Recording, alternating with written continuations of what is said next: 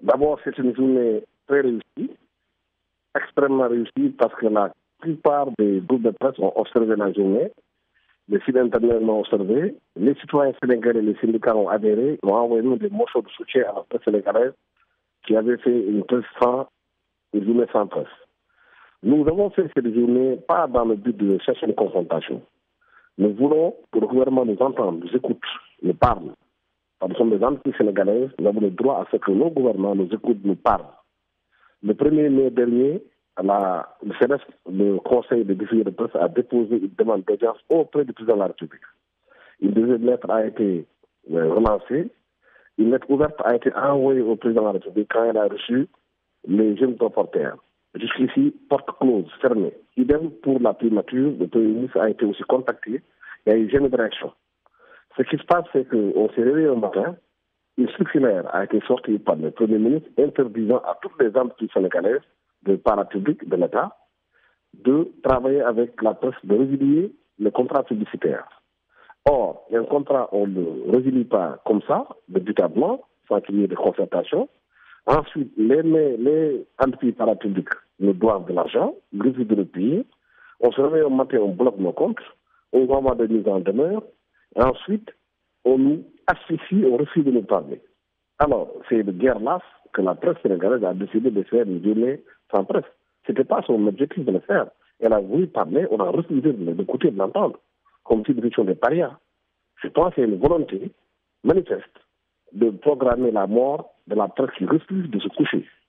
La presse qui refuse de se coucher, d'être debout, de donner l'information aux Sénégalais en équidistance, en équilibre, pour donner ça à tous les Sénégalais. Nous n'acceptons pas aujourd'hui que nos entreprises soient mises à mal, qu'on essaie de nous mettre à mal avec la population en disant que nous refusons de payer les impôts. C'est totalement faux. C'est de fausses informations qui ont été véhiculées dans les réseaux sociaux pour dire que nous refusons de payer les impôts. Aucune entité de presse ne refuse de payer les impôts. Ce qui se passe, les entités de presse sont dans une situation déficitaire structurelle entre le paiement des impôts et le paiement des salaires. Le choix est vite fait. Nous avons voulu écouter, parler, échanger avec les nouvelles autorités pour qu'elles comprennent réellement ce qui se passe dans la presse, mais il n'y a jamais de réponse. Qu'est-ce que vous voulez proposer au gouvernement, le modèle que vous proposez pour la survie de la presse? Mais c'est très simple, il y a beaucoup de modèles. Le modèle d'abord, c'est de dire au gouvernement que le modèle économique dans lequel nous sommes aujourd'hui n'est plus opérant.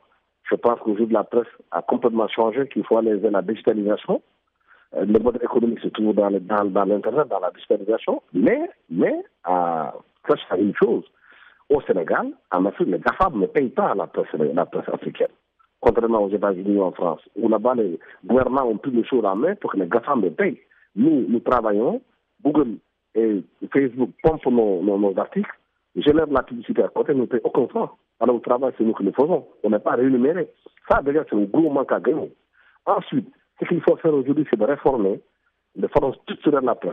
C'est les journalistes doivent être multimédia, former des journalistes qui soient à diapason de ce qui se passe dans les réseaux sociaux, dans l'Internet, pour qu'ils s'adaptent aux nouvelles technologies de la communication et de l'information. Mais ça demande la formation, ça demande l'accompagnement, ça demande une vision.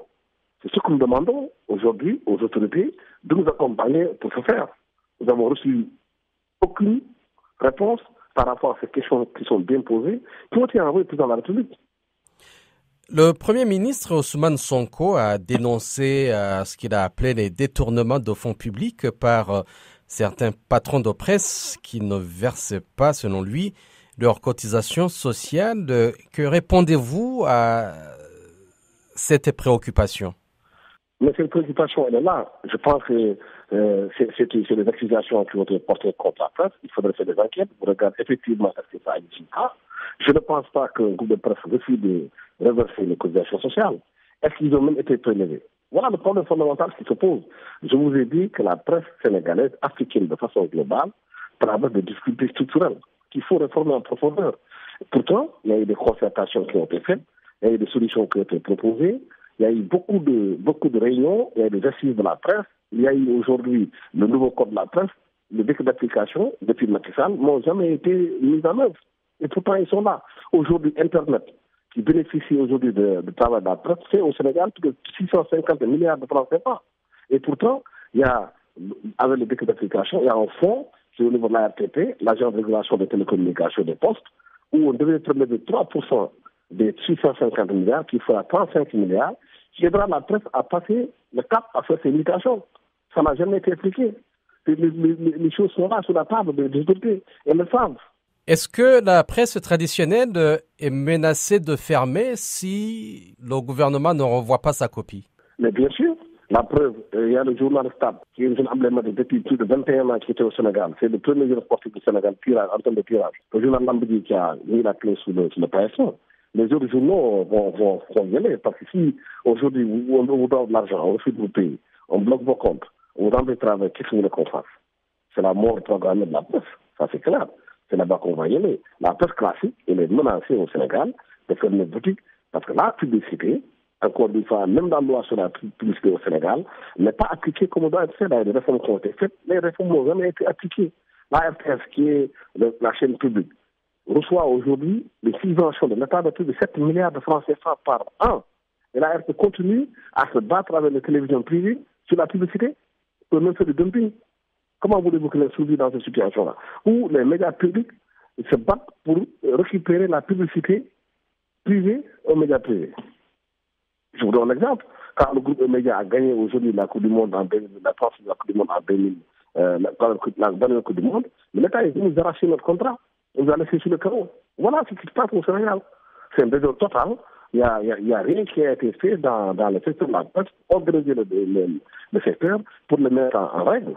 Parce que les autorités elles-mêmes n'ont pas intérêt justement à ce que la presse soit organisée. Parce qu'ils n'ont pas intérêt à ça, parce que la plupart des ministres que vous voyez ici, c'est des hommes politiques, mais c'est des gens qui ont des journaux, qui financent des journaux en sommet, qui manipulent. Donc la clarification et l'assainissement de la presse ne les arrange pas. Ils n'ont pas intérêt à ce que le secteur soit assaini. Nous sommes les premiers à demander l'assainissement de la presse pour qu'on puisse savoir qui fait quoi. Et quels sont les dangers de cette disparition potentielle des médias classiques? Mais les dangers, c'est très simple. C'est des milliers d'emplois, c'est des milliers de jeunes qui seront dans la rue, des journalistes qui sont formés à bonne école, qui vont se mettre dans la rue, ils n'auront pas de boulot. Parce que les gens qui n'arrivent pas à payer les salaires, à payer les prix, ils vont fermer les boutiques, c'est tout. C'est la crise, la conséquence, c'est des milliers de jeunes qui seront dans la rue. Alors que ces autorités-là ont été élues justement sur la base de création d'emplois. Nous créons des emplois. On doit nous accompagner dans cette création d'emplois, dans la formalisation, dans aider davantage les jeunes à les former. C'est ça qui est le rôle de l'État, c'est d'accompagner une presse solide, crédible, une presse professionnelle et indépendante.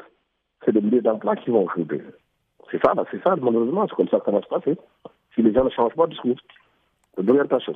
Si vous ne le faites pas aujourd'hui, ce qui va se passer, c'est que les jeunes aujourd'hui peuvent être récupérés par des forces étrangères, d'autres forces occultes qui vont investir dans la presse.